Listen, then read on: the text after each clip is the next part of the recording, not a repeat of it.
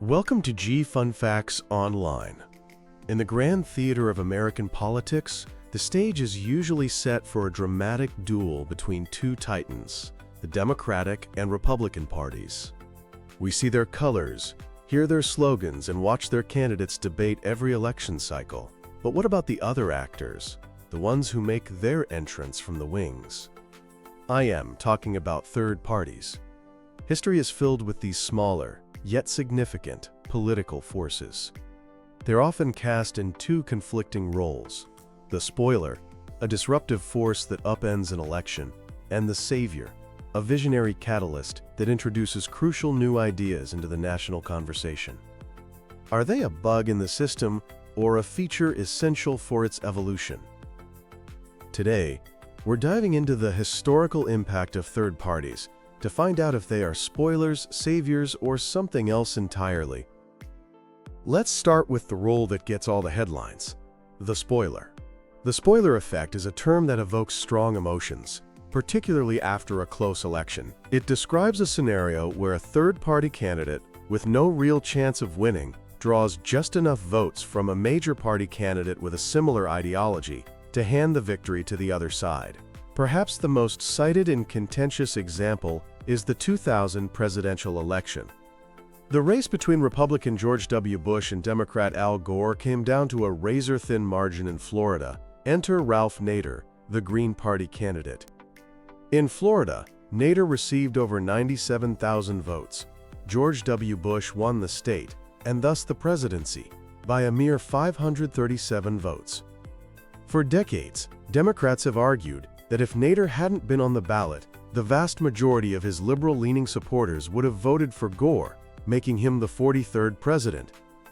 Studies have largely backed this up, showing Nader voters overwhelmingly preferred Gore to Bush.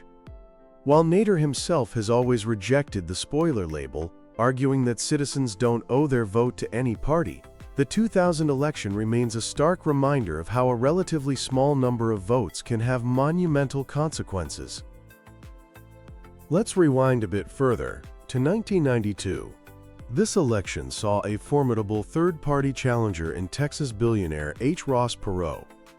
Running on a platform of fiscal conservatism and balancing the budget, Perot captivated a huge portion of the electorate. He ended up with an incredible 18.9% of the popular vote, the most for a non-major party candidate since 1912. For years, the story went that Perot cost the incumbent Republican, George H.W. Bush, his re-election, handing the White House to Democrat Bill Clinton. Bush himself reportedly believed this. But the reality is more complicated.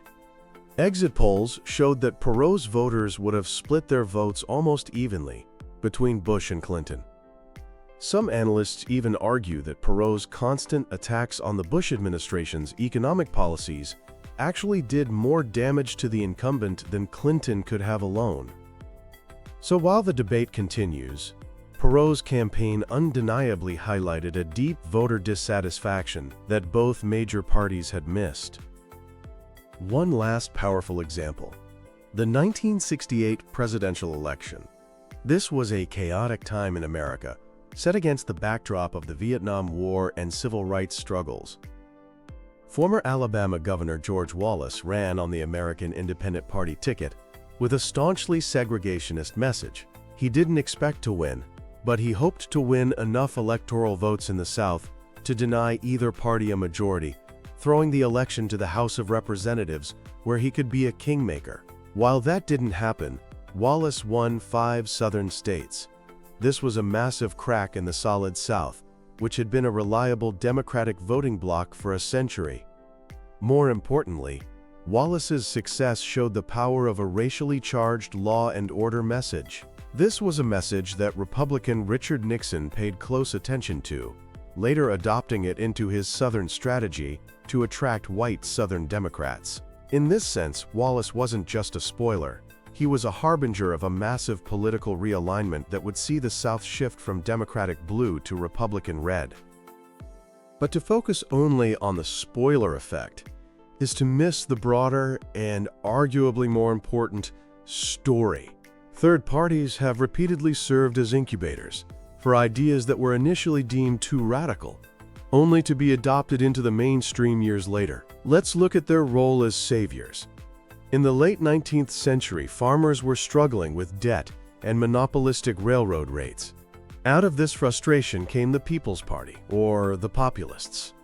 Their 1892 platform was revolutionary for its time. It called for the direct election of senators, a graduated income tax, and government ownership of railroads. While the Populist Party itself didn't last, its ideas did. The Democratic Party adopted some of their platform, and over the next 2 decades, many of their core tenets became law. The 16th Amendment established a federal income tax, and the 17th Amendment mandated the direct election of senators. Radical ideas, born from a third party, are now fundamental parts of American government. Fast forward to the early 20th century and the Socialist Party of America. Led by figures like Eugene V. Debs, the Socialists championed policies like an 8-hour workday, an end to child labor, Social Security, and unemployment insurance. Their influence far outstripped their electoral success. During the Great Depression, President Franklin D. Roosevelt's New Deal, which fundamentally reshaped the role of the federal government, included many programs that mirrored proposals the Socialist Party had been advocating for years. The Socialists provided the ideological seeds that blossomed into the American social safety net. And of course, there's the Bull Moose Party. In 1912, when former President Theodore Roosevelt failed to get the Republican nomination, he launched a third-party bid under the Progressive Party banner. His platform was a bold vision for America, calling for women's suffrage, a ban on child labor, and a system of social insurance. Roosevelt's run did split the Republican vote, ensuring a victory for Democrat Woodrow Wilson. But more importantly, his campaign gave a national platform to a wide range of progressive ideas. Many of the reforms he championed, like the 19th Amendment granting women the right to vote, would later be enacted. So if these parties can have such a huge impact, either by spoiling an election or by introducing game-changing ideas, why don't they ever seem to win? The truth is, the system is stacked against them. The biggest barrier is the winner-take-all electoral system. In most U.S. elections, the candidate with the most votes wins everything, leaving nothing for second or third place. This encourages what's called strategic voting, where you might abandon your preferred third-party candidate for the lesser of two evils among the major contenders to avoid wasting your vote. Then there are ballot access laws. These rules often require third parties to gather a massive number of signatures or pay hefty fees just to get on the ballot, hurdles the major parties don't have to deal with. Finally, there's media coverage and debate exclusion. To get into the presidential debates, a candidate needs to poll at a certain level. But it's nearly impossible to reach that level without the media exposure that the debates provide. It's a classic catch-22. So what's the final verdict on third parties, spoiler or savior?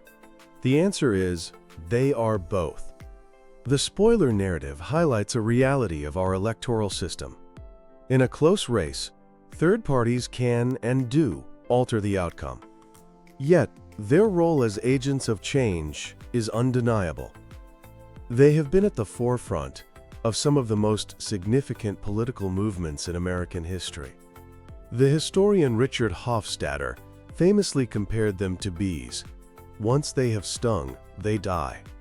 The sting might be painful for the major party that gets it, but the honey they leave behind, the new ideas, the expanded discourse, the push for progress, enriches the entire political landscape. The enduring legacy of third parties isn't in the elections they've won, but in the more perfect union they have consistently, and often thanklessly, pushed America to become.